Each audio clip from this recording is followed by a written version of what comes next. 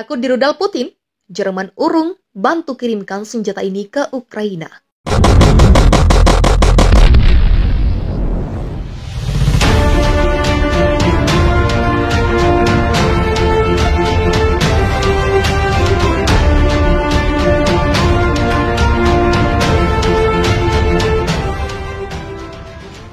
Kiev memiliki hak yang sah untuk melindungi diri dan membantu. Mereka tidak boleh membuat negara lain menjadi pihak baru dalam perang. Hal ini disampaikan oleh Berlin, dikutip dari RT. Jerman tidak menghadapi risiko di bawah hukum internasional ketika memasok senjata ke Ukraina di tengah operasi militer Rusia. Menteri Kehakiman Jerman Marco Buschmann mengatakan kepada Die Welt pada hari Sabtu, Ukraina sedang berperang dalam perang defensif. Klaim Menteri menambahkan bahwa ia memiliki hak untuk melawan di bawah piagam PBB. Fakta ini menurut Buschmann memungkinkan negara lain mengirimkan senjata tanpa takut dianggap sebagai pihak yang berkonflik. Ketika Ukraina menggunakan haknya yang sah untuk membela diri, mendukung dengan pengiriman senjata tidak dapat membuat suatu negara menjadi pihak yang berperang, kata Buschmann.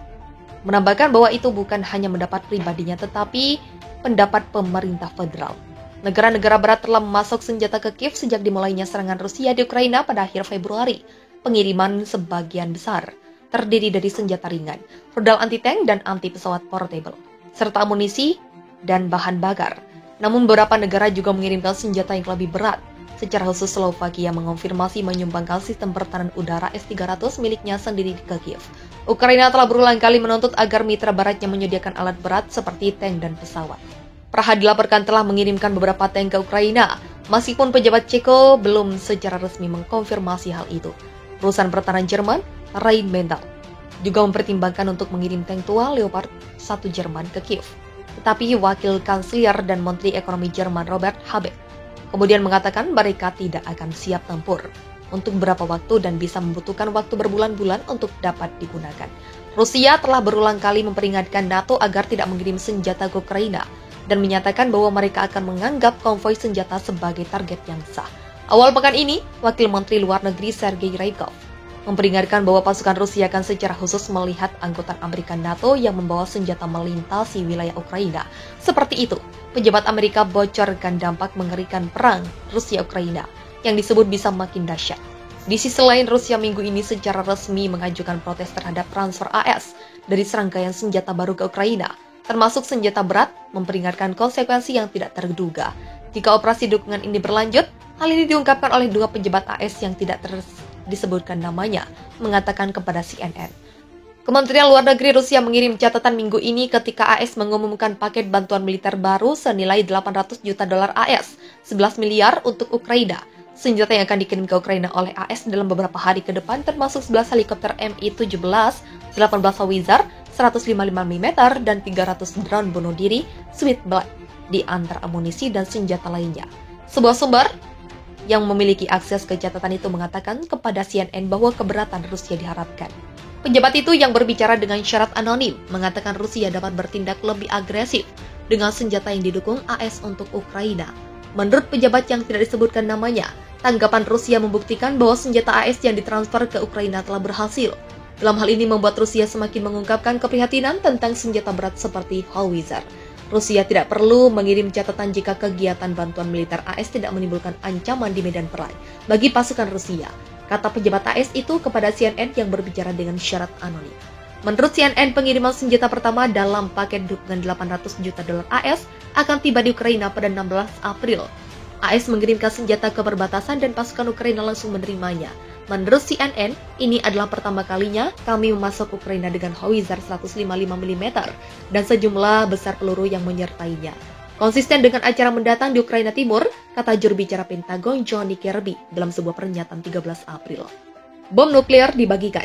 Di sisi lain, pada pesawat tempur buatan AS, bom nuklir akan dibagi dengan sebagian besar sekutu blok di Eropa. NATO mengungkapkan.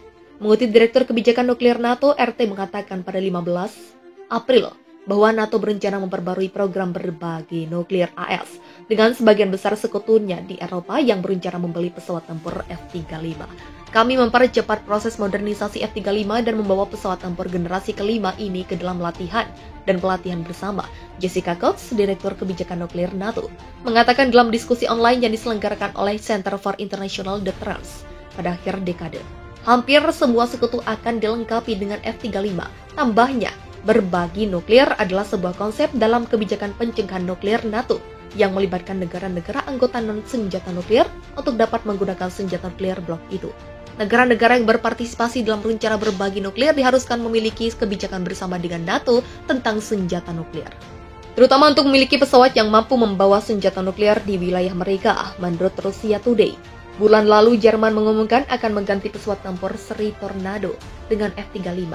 Jerman berjanji untuk membeli hampir 40 lebih F-35 dari AS dan mengatakan rencana berbagi nuklir adalah alasan keputusan ini.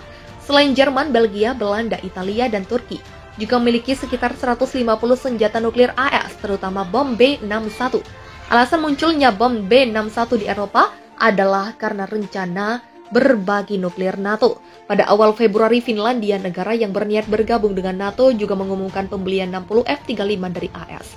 Menurut Jessica Cox, sekutu NATO yang memiliki F-35 seperti Polandia, Denmark, dan Norwegia mungkin diminta oleh blok militer ini untuk mendukung rencana berbagi nuklir di masa depan.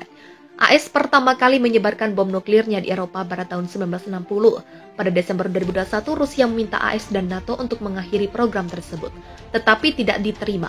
F-35 awalnya diusulkan untuk dirancang sebagai pesawat tempur hemat biaya untuk Angkatan Udara AS. Namun pada kenyataannya, biaya pengembangan F-35 telah didorong hingga lebih dari 1,7 triliun dolar AS dan dianggap sebagai program senjata paling mahal dalam sejarah AS.